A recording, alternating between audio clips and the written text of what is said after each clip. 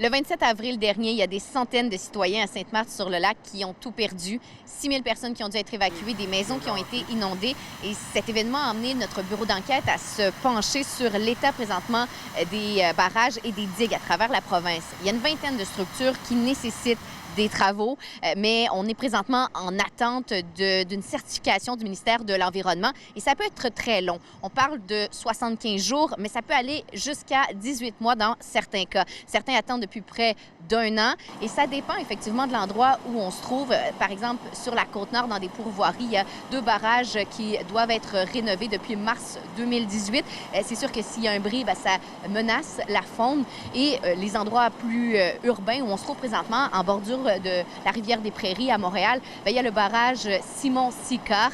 Hydro-Québec qui explique devoir faire des travaux importants, mais même si on n'a pas reçu les certifications au moment où on se parle, on a déjà entamé les travaux parce qu'il existe la loi sur la sécurité des barrages qui permet de prendre un raccourci. On peut d'ailleurs écouter le porte-parole d'Hydro-Québec. Dans des cas où on a besoin d'obtenir des autorisations environnementales pour procéder à des travaux, si des travaux doivent être faits plus rapidement, c'est déjà prévu qu'on puisse le faire.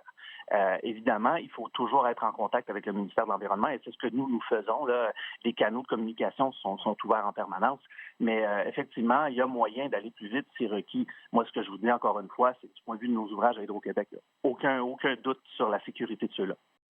Ici, le barrage appartient à Hydro-Québec, mais il faut savoir que dans plusieurs municipalités, on n'a pas nécessairement les ressources financières et l'expertise pour procéder à ces mêmes types de travaux. C'est pour cette raison qu'on attend la certification du ministère de l'Environnement. C'est le cas notamment de Saint-Donat, où on attend toujours cette approbation pour la cure de rajeunissement de 2 barrages. Le maire, d'ailleurs, qui mentionnait, est-ce possible de trouver une façon de raccourcir le processus pour l'obtention de ces certifications afin d'éviter une autre catastrophe comme c'est le cas à Sainte-Marthe-sur-le-Lac.